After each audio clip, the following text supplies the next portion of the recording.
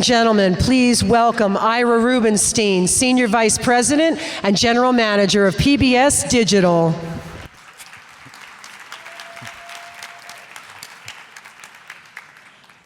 Thank you very much. I'm Ira, and I'm thrilled to be here today with you all. You just saw some of the great content from the Digital Studios team.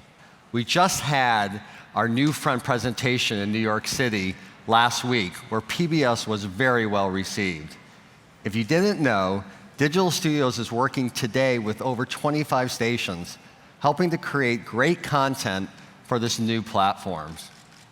In the great tradition of how PBS helped to figure out what smart TV was 50 years ago, we are together figuring out what smart quality content is for this platform today. I thought I'd tell you a little bit about myself. I grew up in St. Paul, Minnesota, the son of two educators and a PBS family.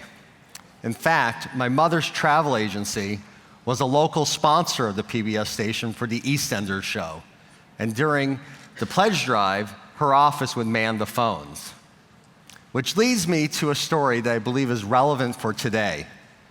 It's about the power of great content. You see, back in 2002, I got a call from my mom. She had since retired from Minnesota to San Diego, and she told me her computer was acting up. So I went over, and I looked at her computer, and I noticed that she had downloaded this program called Kazaa. Now, for those of you who don't know what Kazaa was, it was the video version of Napster, a peer-to-peer network to share video over the internet. You see, my mom is a huge EastEnders fan, more like a fanatic. And when her friend in Minnesota had stopped sending her the VHS tapes of the show airing on TPT, she found out from her friends online, her EastEnder fans, that she could download these episodes by just going to this little website. Yes, my mother at 70 years old was an internet pirate. Of course, I told her that was wrong and it was stealing. But in my mom's defense, in her mind, to her it was the same as someone else recording the show and just sharing a tape. That taught me a very powerful lesson about content in the digital age. I learned that if we didn't legally offer content to consumers on these new platforms, they would figure out how to get it on their own, even at 70. Our viewers, our supporters, are now their own programmers. You've heard it before. They want what they want, when they want it, and where they want it. That's our challenge today. Together, we need to navigate these changing times. And together, we need to figure out how we engage our audience on their terms. I know the more we can engage our supporters on their terms with great content and services and products, the more they will reward us with their financial support.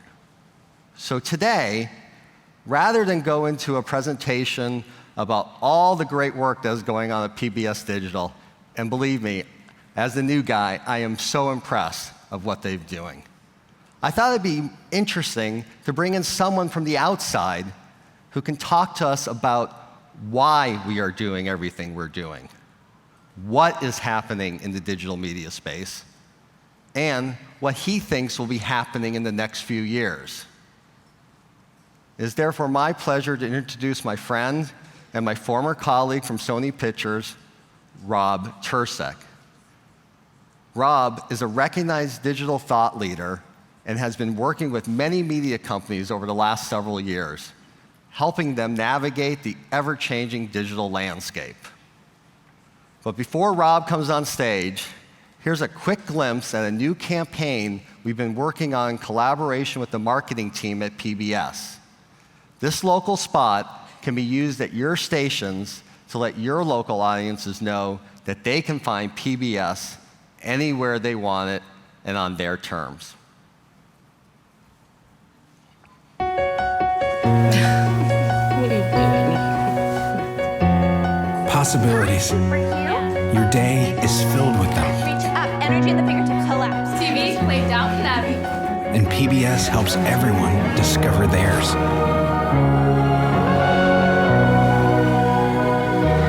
Anytime, anywhere. Up in the sky, you can see it. PBS, we're with you for life.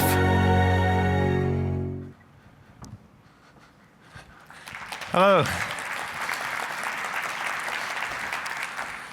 Thank you very much. I'm thrilled to be here. As I already mentioned to you, for many years, for about 25 years, I've been working with media companies to help develop their approach to the digital future, and we're about to see some tremendous changes happening here. I happen to believe that public media, public broadcasting, has a tremendous future ahead of it. I think these changes that are afoot, they're going to affect the commercial broadcasters in some very exciting ways, sometimes some very scary ways. But I don't necessarily think those dynamics are going to disfavor public TV. They may actually end up favoring public television. So I'm excited to have the opportunity to speak to you today. But you know, when Juan Sepulveda and Ira reached out to me and they asked me to come in and talk about the future of TV, I said, well, I'm a little bit nervous. I have some trepidation about this because right now it's hard to make predictions about the future of the TV business. There's 3 big decisions happening that in the next couple of months are going to transpire, and we're going to find out what happens on the other side of these decisions, that they could reshape the media landscape in the United States permanently. I'm referring to, of course, the big Supreme Court decision about Aereo. If it goes in Aereo's favor, that could spell the end of retransmission fees and that whole scheme that has helped the commercial broadcasters make tremendous amounts of profit, billions of dollars of profit. That could go away if that court case is decided in Aereo's favor. Of course, it might not be. In a court case, if the court case goes the other way, well, then that could affect the future of all the emerging cloud services, which right now are some of the fastest growing digital services in the world. So it's very hard to predict that outcome. It could go either way. There are other big changes afoot too, these other big decisions. Right now, the FCC has issued sort of a preliminary indication of new rules about net neutrality. And this has the whole internet crowd up in arms. There's a furor around these rules because they perceive it as a very thinly guided attempt to recreate pay television or recreate cable TV on the internet by creating fast lanes. So that's controversial, and we'll see some of the controversy around that play out over the course of the summer. And finally, no one has failed to notice that there's also a big merger in the works right now. It's seeking regulatory approval between the world's largest media company, Comcast, and they'd like to acquire the second biggest cable company, Time Warner Cable. This, of course, will create a colossus, and on its own could determine how about a third of American households reach the internet as well as pay television. It could also certainly could have some unexpected consequences for the internet companies that have to pass through those cables to get to the homes. So there's quite a bit of concern about this, and we're hearing some arguments on both sides of the matter. And then quietly in the background, AT&T is making a play right now for DirecTV, just in case nobody's paying attention. It's a very good time for them to move for that.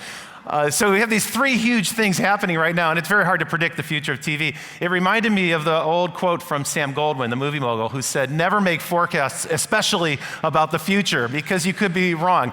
And in fact, in history, a lot of the people who you would expect to be really the best informed have made some tremendous blunders when they predict the future. For instance, Thomas Edison said the phonograph has no commercial value at all. And what I love about this is he's the guy who invented the phonograph. He was deaf in one ear. I suppose that's why there was only one horn on that phonograph. He didn't really appreciate stereophonic sound, couldn't envision a business of recorded music. When Harry Warner heard about sound, talking pictures, he said, "Who the hell wants to hear an actor talk?" I love this. They responded quickly, though, of course, with Vitaphone and came out with successful talking pictures a year later. And Daryl Zanuck, one of the greatest movie producers of all time, dismissed television outright. He said, "TV won't last because people will get tired of staring at a plywood box every single night." He didn't think it would last. And we've been hearing that story for many, many years from other businesses that don't look so kindly upon television as kindly as we do.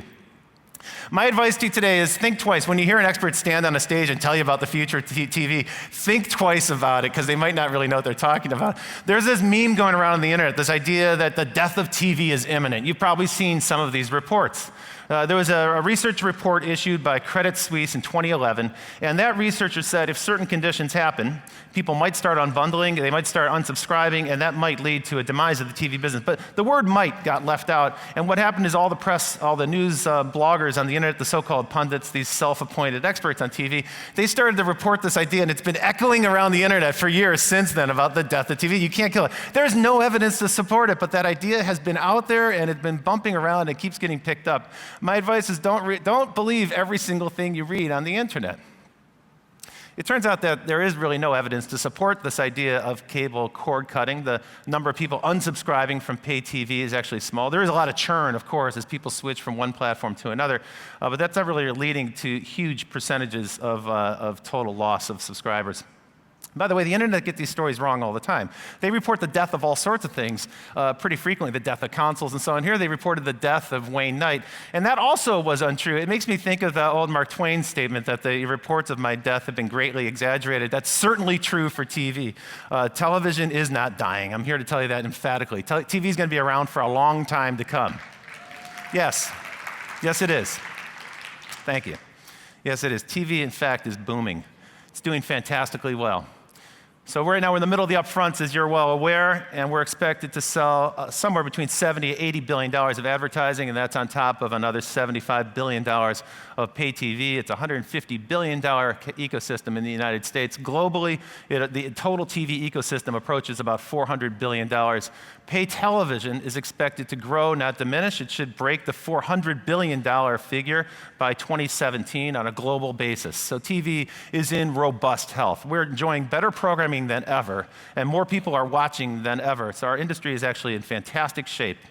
I think there's 3 reasons why TV is going to continue in its present shape for quite some time. The first one is this ratio of 100 to 1. And when you have people telling you about the internet and the internet challenge to television, remember this number, 100 to 1. What I mean by that is research that was done by the folks who run the MIP-TV and MIPCOM conferences. They polled all the TV buyers around the world who come to their festivals to find out how much budget they had for original programming. And they discovered that this year, $100 billion will be spent on original programming. $100 billion will be spent globally on original TV programming. And if you take all the original programming for those internet services, those OTT services like Netflix, Hulu, Amazon Prime, and so forth, and add it all up, it amounts to about $1 billion. So we're outspending the internet 100 to 1 on original programming. You know this, of course, already, because there's too many great shows on television for you to watch. In fact, you know, HBO's entire programming budget is greater than all the money that's spent on original programming on the web. So that's a pretty significant figure right there. That means that audiences are getting this tremendous benefit. And that goes to the second reason why I think TV is in great shape and will continue to be in great shape, which is that the pay TV bundle actually turns out to be economically the best value for the hour of time you spend in front of it. It's the best value by far for any type of entertainment. It compares favorably to games, it compares favorably to movies, and so forth. I don't think our friends in the cable and satellite business are particularly good at telling this story. I think they're kind of inept about it, but the message there really is that $80 a month that people are spending on pay TV is the most efficient entertainment spending that we do. And that's one of the reasons why people are not unsubscribing. On an intuitive level, people get that. They love to complain about cable, they love to complain about their bill, but the reality is we love watching television. There's one more reason why I think TV is in great shape, and that's that streaming video really is not ready for prime time. And we saw a great example of this just a few weeks ago when HBO Go showed the last episode of True Detective.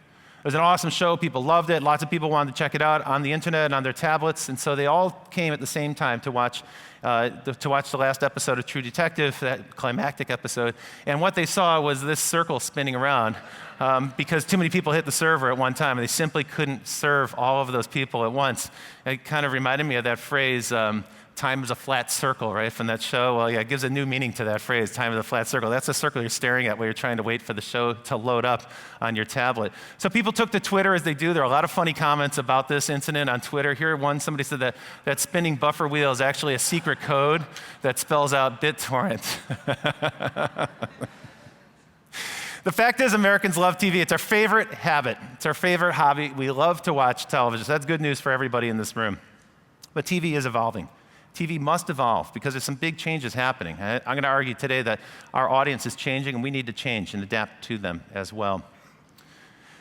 The real question in my mind isn't, is TV being disrupted? You hear that phrase a lot. I think it's overhyped a little bit, this concept of disruption these days. The really interesting question to me is, why has it taken so long for the TV industry to feel the unbundling or disruptive impact of the internet? If you contrast it to the music business, the newspaper business, the magazine business, the book business, all of which we've seen these businesses drop by more than 50% in the last 10 years as the force of the internet has kind of unbundled their wares and dismantled their economic systems. Why hasn't that happened to TV? It turns out that the answer is there's these twin oligopolies that don't necessarily get along all the time. There's a little friction in this relationship between big media and their distributors, the MVPDs.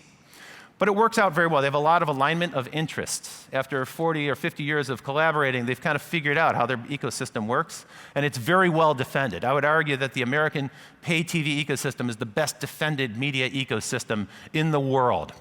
You see, the TV companies, the content providers, they have copyright rules that protect them. And they don't hesitate to use litigation to defend their copyright. That's exactly what's happening right now with Aereo. The technology companies look at that and they say, well, the TV companies, they're using copyright as a veto on innovation. That's how it's perceived in Silicon Valley. We also have favorable regulation, things like must carry and retransmission consent fees. Those are mandated by Congress. And then finally, the big media companies also have the ability to withhold their content from new services. That's called content lockout. So the content providers have all these tools at their disposal, and they don't hesitate to use them to protect their business, to preserve their business. And they're aided in this defense by the pay TV distributors, who have all these technical apparatuses that surround that content and make it difficult for people to unbundle, to unpick that bundle. So these are technologies like the set-top box and the screen guide and the channel slots that give the distributor control over who gets to access what content and where the content appears and so forth. And so these two things together have kept TV and kind of preserved it. I've worked for Tom Freston twice in my life. He's a great leader. And he said to me once, TV is a locked box exploding with cash. And I just love that image. It's a fun image to think about, but it also kind of explains why so many companies out there are trying to unpick the lock or pick the lock and try to get their hands on that cash. It is the single biggest area where advertising dollars are spent, and it's the single biggest area of media dollars in general. So of course, there's a lot of companies attracted to it who'd like to get a piece of that action. Now, anytime you have a closed ecosystem like that that's thriving so much, you sometimes get distorted economics. And I believe that the television industry right now is experiencing bubbles, the commercial television industry. The first one is the sports bubble, right? So we've just been through the worst recession in our adult lifetimes. And we really haven't entirely recovered as an economy. But throughout that period, the price of sports franchises has continued to go up. And even mediocre or failing sports clubs have seen their value go up tremendously in the last 5 years. And that's because the demand from the television ecosystem is so great. These are incredibly profitable franchises. We're also experiencing kind of bundling bubble. This is where a company that's acquired a number of channels and sells them in a package to a distributor can extract fees for channels that nobody's really watching. So if you consider a channel like MSNBC that really only gets an audience when there's an election going on, and even then it's not that big of an audience, they can still rake in $400 million a year in an off year. That's because of the economics of bundling. And so there's a kind of redistribution of wealth that occurs. My sense is that there's some inflation there as well. There's a bubble that's happening there as well. Some of those channels wouldn't survive in an unbundled world. I have no question in my mind that retransmission fees are a kind of bubble as well. When Congress passed the legislation for retransmission consent, at the time, during that debate, they never expected, this is around 1993, they never expected that the retransmission fees would exceed $2 billion. And generally, everyone thought it would be about $1 billion a year spent on that. But they felt $3 billion was an outrageous figure. Well, 2 years ago, we passed that $3 billion figure. And the big broadcasters have already made it known very clearly what their site is set on now is $12 billion a year in retransmission fees. Those fees will be passed along to consumers. And that will eventually cause more and more people to consider unbundling or unsubscribing from TV. So in a way, those retransmission fees are also a kind of bubble, and that bubble might bust. And finally, there's an advertising bubble. My friends in broadcast TV disagree about this. We debate it all the time.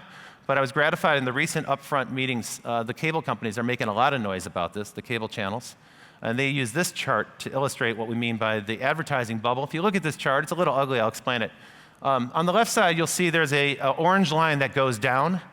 That's the broadcast audience. So that broadcast audience in 1980 was 50% of the US households, and as you can see, in 2011, it had dropped to about 25% of US households.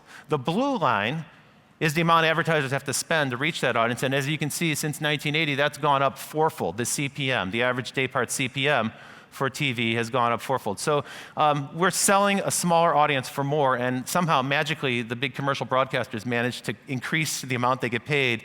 So we're selling less for more every single year. My argument is that can't sustain indefinitely. At some point that's going to come to an end when advertisers start to demand something more for their money. So the way television has kind of affected our broader media landscape is that we've had many decades now of consolidation, where 6 major corporations own 90% of the TV assets in the United States. And here are 4 of them. The list of channels they have is actually so long, I couldn't fit them all on the screen. I couldn't include Disney or CBS. I just didn't have enough room to show this graphic.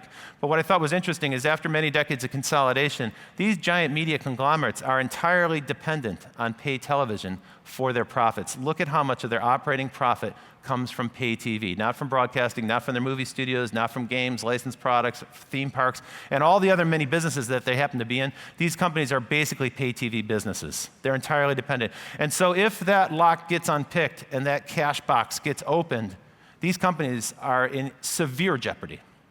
And they're keenly aware of it. That's why they're fighting so hard to preserve the pay TV ecosystem right now. Of course, they're under a lot of pressure. They're under a tremendous amount of pressure to change.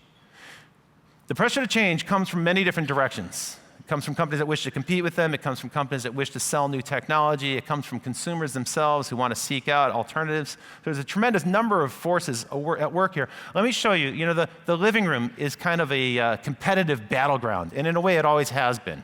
In the last 30 or 40 years, you've had this dynamic where broadcast has to fend off the constant assault of the cable channels who've been nipping away and growing and getting an ever-growing piece of that advertising pie. Of course, there's always some friction between the different distributors as they compete for subscribers, cable, satellite, and now telco TV. And of course, the channels, the companies that provide the channels, they have these acrimonious renewal disputes with their distributors periodically. When the time comes for them to renew, they always want more money. Distributors never want to pay it. So none of this is new. This has been a part of the TV landscape forever. TV's always been a very lively, competitive ecosystem. Now we have changed the way we consume programming. So in terms of the shows, well, the shows kind of compete with each other in a new way as well. They're not all shown the same way in pattern anymore because we have scheduled programming competing for attention with on-demand. And we also have time-shifted programming on our DVRs, and that's competing with live viewing. So the programs kind of compete for people's attention. Then, of course, television, the whole TV business, is competing in a way with the internet. Some people say this is like TV versus YouTube, which is a shorthand for that, but it's not entirely inaccurate. YouTube represents half of the video that's shown on the internet today.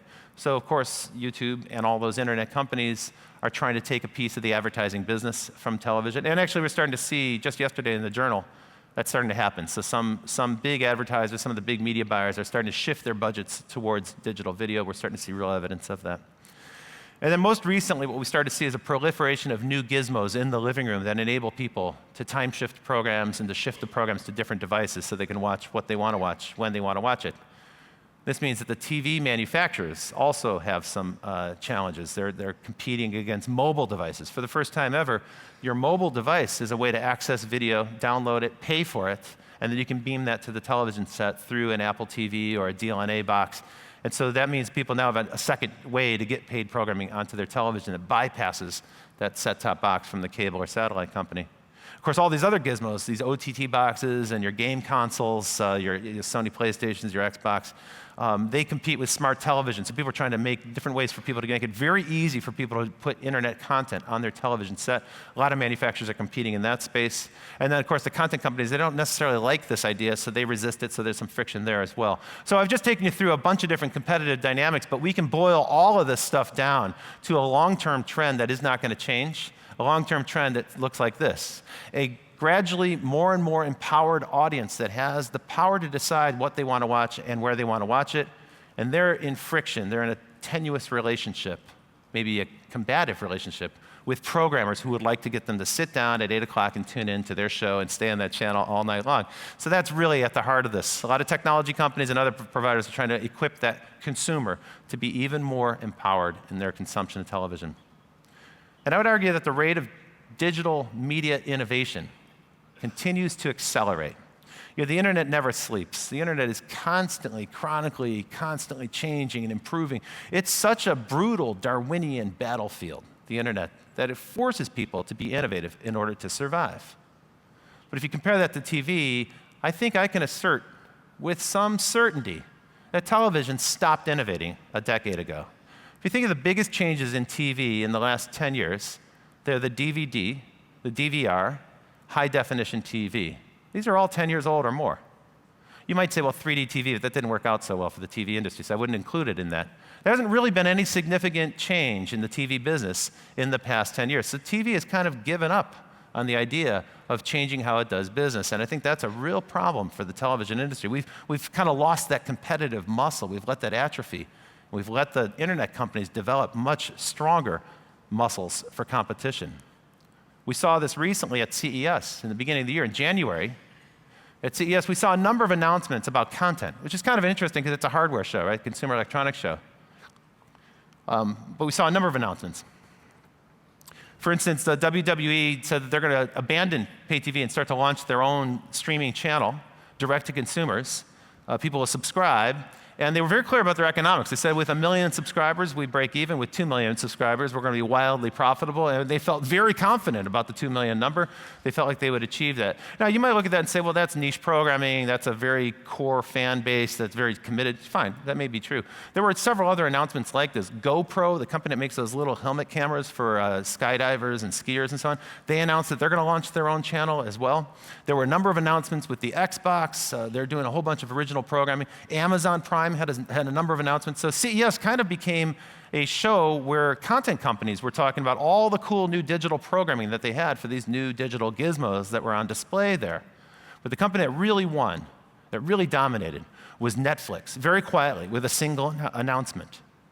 Last year in 2013, Netflix kind of stunned the TV industry because they were nominated for 14 Emmys. I was so stunned that when I got my voting package, I couldn't even take a photograph of it steadily. It's a blurry photograph because I was having a hard time grokking the idea that an internet company was trying to win Primetime Emmy Awards, TV awards. And of course, they won 2 of them. So what Netflix told us in 2013 is that they can produce TV programming at the exact same level of quality as the regular TV companies, HBO and the companies that they consider their competition. And that was a real wake-up call for the television industry in Los Angeles. For a long time, my colleagues in broadcast television have been operating under the assumption that somehow TV is superior to internet programming, and somehow television programming would never be challenged in any serious way by the internet. And what Netflix did was they disproved that irrevocably once and for all. And of course, from now on, from this point forward, we're going to start to see more and more internet companies claiming and vying for those Emmy Awards. They're going to compete with television and the quality of the programming. But that's not all. At CES, what Netflix announced is that they will be the first to stream 4K ultra-high definition video to the home. Today, there's no broadcast system on the planet that can distribute a 4K signal. There's no satellite system that will ever do it. They could, but it would be economically infeasible. There's no cable system that can deliver 4K. Now, this is a chilling message for TV companies, because it means that what's going to start to happen beginning this year is that consumers at home that watch Netflix, they're going to start to see a qualitatively better image and great programming. And gradually, that old cable channel signal, that super compressed high definition signal, it's not really high def, it's sort of like a close approximation of it that we can squish through a cable system, that's going to start to look kind of like VHS tape. It's not going to look as good compared to Netflix. And we're going to start to see a quality gap happen. And of course, you better believe it. Netflix, Amazon, all of these companies are going to push that as far as they possibly can to distinguish their wares from what we would probably start calling old TV or old pay TV. They're going to start to show that their stuff is not just qualitatively better in terms of content, it'll also be qualitatively better in terms of the signal that's sent to the home. I think this is a real wake-up call for the TV industry. So let's talk about the future. 2020, it's only 6 years away. It's not a very long time. A lot can change in 5 years, 6 years' time. And the question is, what will TV be like then? It's a hard question to answer. As I mentioned, a lot of variables going on right now. So I looked around. Glenn Britt, the former head of Time Warner Cable, he said, look, there's no such thing as a TV anymore. It's just a video display device. And this is kind of the logic that led us to the initiative called TV Everywhere, putting video on all these different screens, trying to extend the cable ecosystem out to different devices. Robert Kinsella, the head of content at YouTube, predicts with great confidence that in just a few years, 90% of the data streamed over the internet will consist of video. He's not wrong. Today, YouTube and Netflix together account for 50% of the video bandwidth in the United States during prime time. So he's not wrong. That's probably going to happen. That's probably a very accurate estimate. So we'll see a lot more video on the internet and a lot higher quality bitrate. David Karp, the founder of Tumblr, which was recently bought by Yahoo, he said 5 years from now, I expect the majority of the content that we watch not to be produced by a small handful of creators who are selected and supported by studios, but he envisions it being created by the users themselves. And he has 170 million active users in his network at Tumblr, so he has some credibility on this subject, I think. One way to think about this question in the future, we try to envision 2020. It's a little hard to predict what might happen. Let's look back just a few years to 2006. It's really not that long ago if you think about it. So 2006. Now, in your mind, think who were the leading companies in the media ecosystem? Who were the most innovative, the most dominant companies in the new media ecosystem? Have you got a couple of names in mind? Here they are. These are the companies that were the leaders in 2006. Vodafone, MySpace, Electronic Arts, Microsoft, and Nokia. Think about how far these companies have fallen, how fast they've fallen from their lofty perch just 7 or 8 years ago. It's really quite extraordinary, isn't it? Remember, back in 2006, there was no iPhone. Apple was just a maker of a small number of computers. They were a little tiny company. They had the iPod. But really, it wasn't a very significant player in media even at that time. Facebook was for college kids. It existed, but it was just for college kids. It was called the Facebook at that time. It's really quite extraordinary. There was no Angry Birds. There were no mobile games that were of huge numbers at that point. Nokia was the dominant provider of smartphones. Think about that, how far they've fallen in such a short period of time. Since 2006, we've seen the introduction of 4 different classes of media technology that have transformed the media landscape. The first one is the mobile phone. It's the most important thing for you to pay attention to. If you take one thing away from this talk today, I want you to go back and reconsider everything you're doing for mobile. Start to look at your entire program lineup and everything that you do in terms of outreach to your members, subscribers, and think about the mobile phone as the first point of contact for them. This is the fastest growing media platform in the world. It's growing at an extraordinary rate, and none of this existed in its present form back in 2006. The second thing is streaming media. Of course, we had streaming media in 2006, but it was small stuff. YouTube was small stuff. It was like pirated video, clips that weren't really meant to be posted and so forth. We've had a proliferation of video services, and as I just pointed out, they're getting very good very, very quickly. The quality is going up. Facebook, Twitter, all these social services, they existed, but in kind of a primitive state, the embryonic state. The great big breakout of Facebook's really started to happen after 2008 and 2009, 2010. So it's grown significantly since then. But now, even at 2010, they were only at 100 million people. Now they've got 1.3 billion members. And this last piece, crowdfunding, crowd curation, crowd discovery, these are entirely new things. These are ways for the crowd to participate in a meaningful way, not just in watching content, but participate in the creation of it, even the funding of it. This phenomenon did not exist in 2006 in any significant way. So these are big changes. So when we think about just the future of TV 5 or 6 years from now, it's hard to predict because no one could have anticipated these things happening and making the profound impact on the media landscape that they made just 5 or 6 years ago in the past. So I think what's happening, all these new devices are changing us. Certainly the mobile phone changes your expectation of how content works. Let me explain what I mean by that. How many people in the room really expect our kids to watch TV the way we did? We're sitting there like couch potatoes, stuffing our faces with potato chips and so forth. Does anyone really think kids are going to do that? Sit there passively in front of a television set watching in-pattern, linear, scheduled programming on an old-fashioned set-top box that feels sort of like a Victrola at this point, this old clunky thing in your house, and you've got all these cool digital gizmos vying for your attention.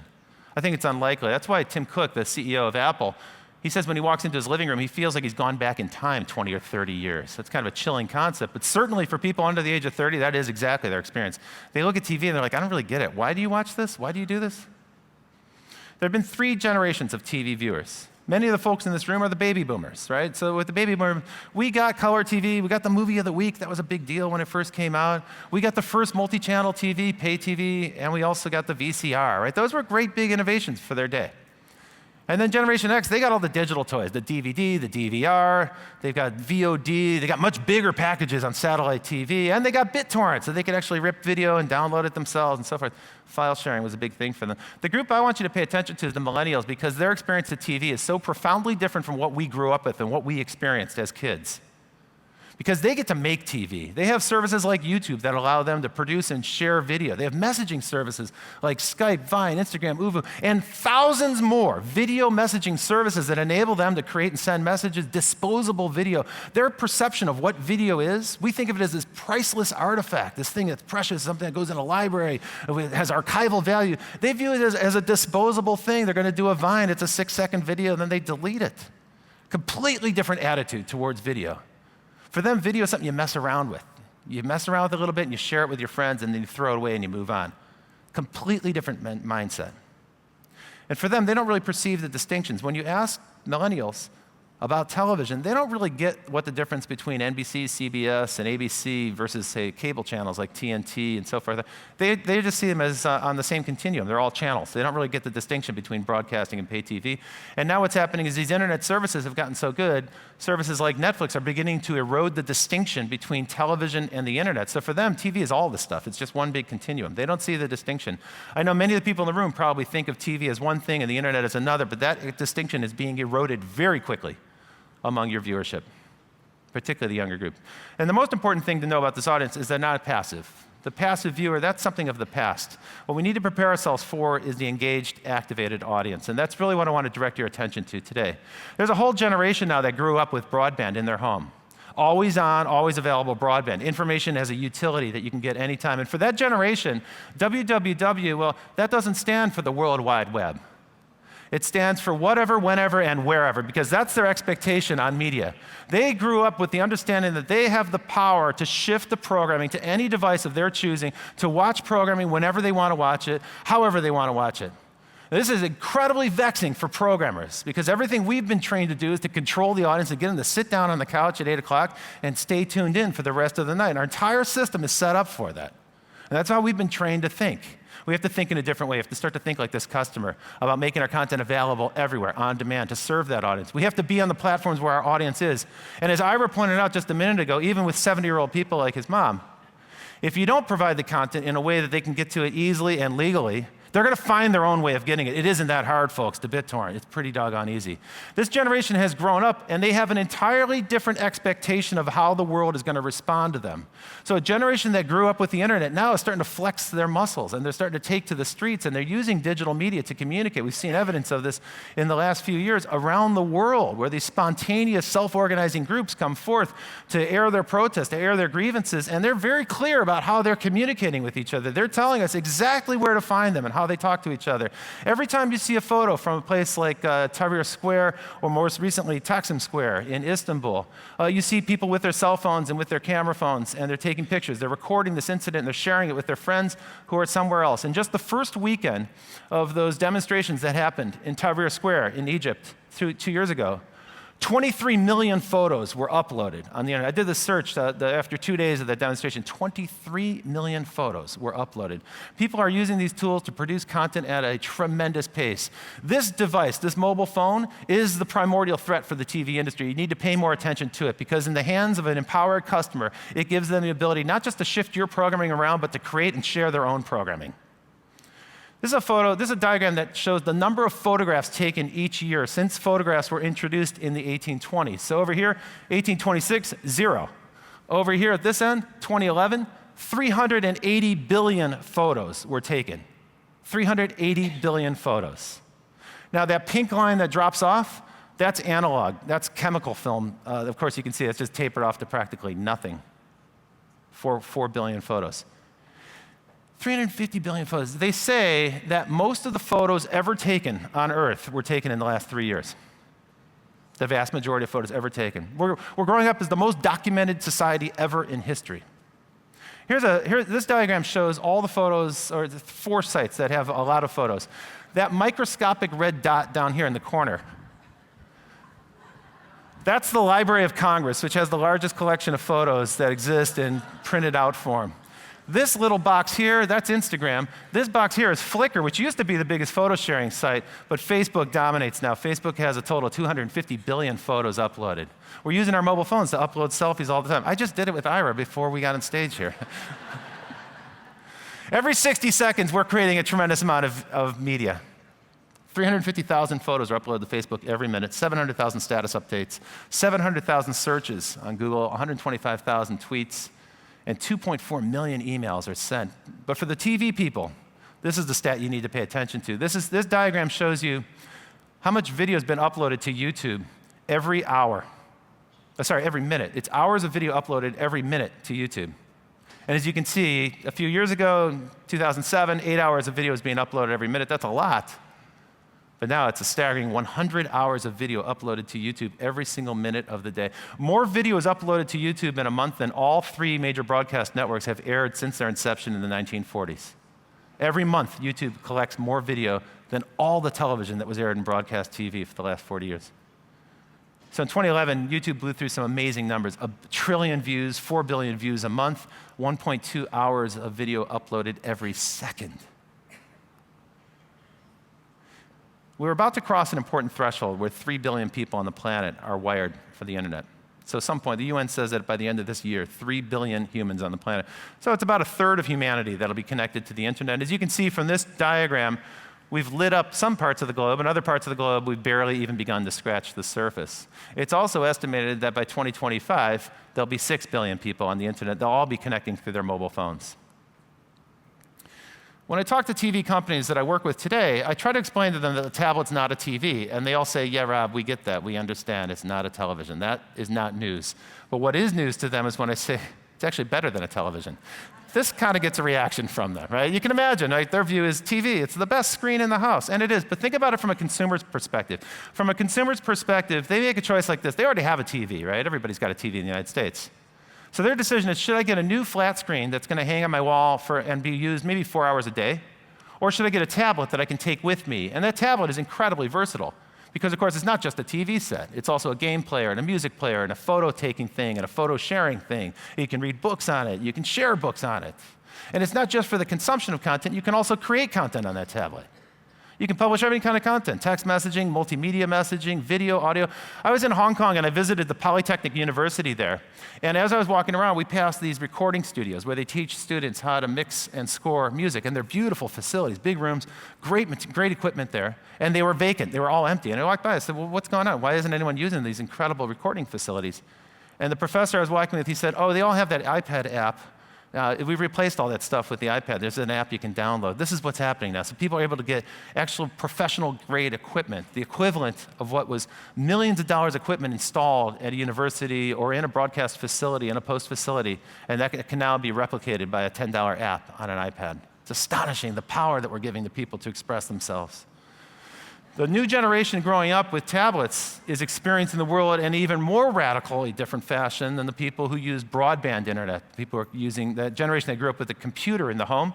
This new generation has a tablet. Now, how many people have had this experience where you give a 4-year-old kid a tablet and just watch what happens? Has anyone done it? Raise your hand if you have. I'm going to look out. Yeah, okay, so quite a few folks. That's great. Okay, so you probably have had this experience. If you give a child a computer, a child who can't read or write, a computer, they get a little bit flummoxed because their hands aren't big enough for the keyboard, they can't spell, the commands are kind of obscure. So kids aren't really that great with using a computer. They can click a mouse, but they can't really use the keyboard. Well, with a tablet, it's totally different. With a tablet, in 5 minutes, a little kid can figure out how to use a tablet really quickly. And it's kind of fun to watch because they touch the icons. As soon as they get a response, they're like, ooh. And now they want to touch all the icons, right? And they start launching all kinds of apps. It's actually fun to see. So in about 5 minutes, they figure it out. And after about a half an hour, they've really mastered the tablet. And then the next thing that 4-year-old does is actually quite chilling. Because a 4-year-old will put the tablet down and walk across the room to the television set and start to reach up to that flat screen TV, and they swipe and they touch, and nothing happens. And then they turn to their mother and they say, Mama, I'm broken. That's how this generation looks at television. This generation is growing up looking at TV as something that's busted. We need to respond to that. We need to get ahead of that change. TV needs really to take Steve Jobs' advice and start to think different, but for too long we've been thinking the same. I argue we should think disruptive. We should start to look at the blind spots in our business, the areas that we're not focused on. Those are the areas for the biggest opportunity for us. Brian Roberts at Comcast said we need to make the television feel as relevant as these other new devices that are coming along, and I think he's going to do that in the wrong way. I don't think he's going to be terribly successful, because when he wants to make it feel as relevant, he doesn't mean he wants to make it as compelling and as empowering and as life-changing as a tablet. Of course not. He wants to make a device that replicates some of that functionality, but it's crippled just enough to keep people locked into a pay TV ecosystem, and I don't think that's going to work very well. I think consumers are too smart for that. Technology changes us. It doesn't just change media, it transforms us as people. It teaches us new habits, and it gives us new expectations. My argument to you today is that engagement is the new entertainment. When I worked for Oprah Winfrey, this is what I learned from her, best of all. She always focuses on service. Every meeting starts with this question from her. It's very seriously meant. How is this going to serve our audience? Not how is it going to make a bunch of money or how is it going to make us more successful. She doesn't care about that. She's not motivated by that. How are we going to serve our audience? And when I thought about this talk, I thought about that immediately, because I was like, there's one other group in the television industry that focuses on serving a community. It's the PBS stations. The PBS stations are focused on local community service. Yes, you are. And you should be very proud of that, because your colleagues in the pay TV and the commercial broadcasting business, they've abandoned their community responsibilities. They've left their communities behind. They really have. So have the commercial radio stations. They don't even have local stations in many cases now. They're just syndicating a stream out. But I urge you to reconsider how you engage with your audience. I think there's some ways to change the way you engage with people. A lot of times we look at social media, we think it's very trivial because people are liking and sharing. It seems sort of silly, right? It does seem sort of silly. But there's something underlying that activity that explains why so many people find it incredibly compelling. Remember, half the people on the internet are on Facebook right now, and they're liking and sharing and following and posting and so forth. So they all have one thing in common, which is validation. When you post something and someone likes it, you feel great. You feel great. When you post a photo and somebody comments on it, you feel awesome about that, right? We've all had that experience. It's like a drug. In fact, it's better than a drug, because everybody lives alone. We're all in our heads. We all live these lives of quiet desperation. We don't really know what the world thinks of us. But when you go on Facebook and you get that big thumbs up, you feel fantastic. It's addictive. It's like a drug. You want more of it. I want more validation. And what the broadcasting industry has missed is that this is a great opportunity for us. We don't validate our audiences. We never listen to our audiences. We talk at them. It's a little bit like the speech. I'm talking at you. I'm not really giving you a chance to talk back to me. But we should do that more. We should cultivate that habit more. We should listen more. The question for you today is, how can you use social media validation to put the public back into public broadcasting? What an incredible opportunity.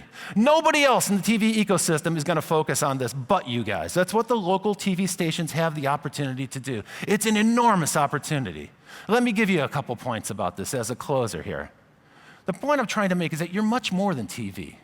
You're the best of both worlds, digital and broadcasting. TV gives you the best reach, the best video, the best awareness, no question about it. That's not going to change, as I told you earlier. That's not going to change. But the internet, that gives you a great way to connect with people, to engage with them, and extract really useful data about what's working and what isn't. And the digital team here at PBS is fully equipped to do that. I just had a briefing with them about their ability to measure and track user behavior across platforms. They're eager to share that with the station groups. Please, I urge you to take advantage of that. And there's one more thing you need to understand, you need to take away from this. Earlier in the beginning of the talk, I talked about all the bogus news reports you get on the internet, how you need to be a little skeptical about that. Public broadcasting brings one thing that no one else can challenge. You are unquestionably the best at trust. You have trust that no one else has. Audiences believe in PBS. They believe so much in PBS that they're willing to part with their hard-earned cash and become subscriber members of these stations. That's a powerful endorsement. They're voting with their dollars to tell you how much they trust your brands. Use that trust. Now start to engage people into a trusted dialogue. Make room in your programming, in your plans. Make room for the 3 billion who are participating, who crave the opportunity to participate with you. Make room in your programming for them. Think of them in different roles. You can cast the people in your audience the same way you cast actors in a show. You give them precise roles. You tell them what to do.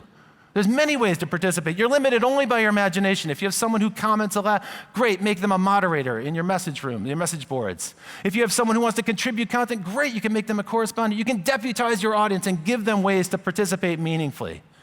The message this week here is think local. And I would say think less about broadcasting and more about deepcasting. Go into those issues that are at the heart of your community. That's where you're going to find the most engagement. And apart from local newspapers, no one's really doing this. It's a wide open opportunity. Think about crowdfunding. You guys are the original crowdfunders, right? You do these subscription drives, and so you understand the principles of crowdfunding. What I just learned a minute ago is that PBS Digital team has an expert on crowdfunding. He's already run 6 successful campaigns for PBS stations across the country. Crowdfunding is growing so quickly. More than $6 billion has been raised in crowdfunding. And surprisingly, it's not all about media. It's not all about video games and people that want to make movies. You hear about those stories, of course. But if civic crowdfunding were its own category on Kickstarter, it would be the biggest category by far.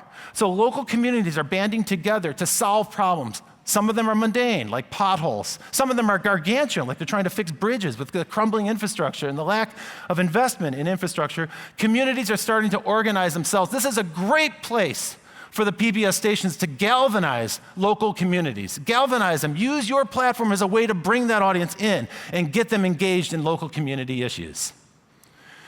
Start conversations, not just streams of media going out, but a two-way dialogue. That's what this platform enables. And again, I would say most of my colleagues in the television industry, the commercial TV industry, they're very bad at this. They're not great at listening to their audience. Develop that capability. You have that opportunity.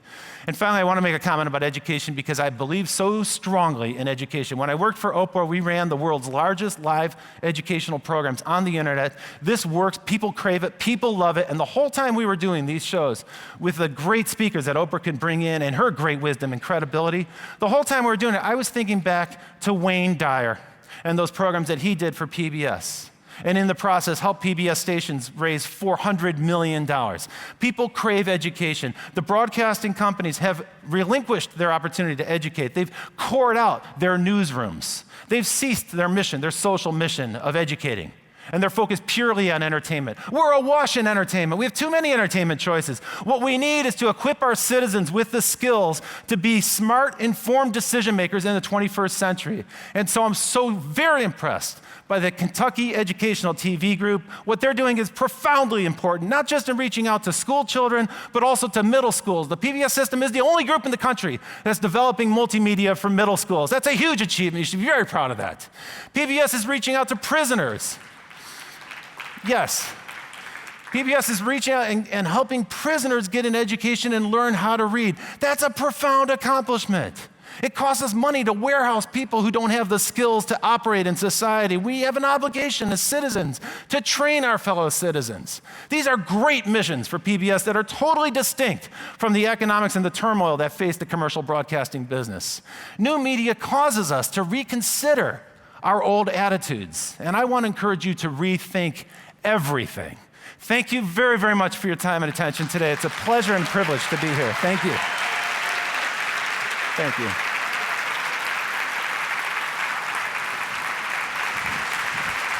I just want to thank you, Rob. You're welcome. We're done. Okay. Big hand for Rob Tercek. Thank you.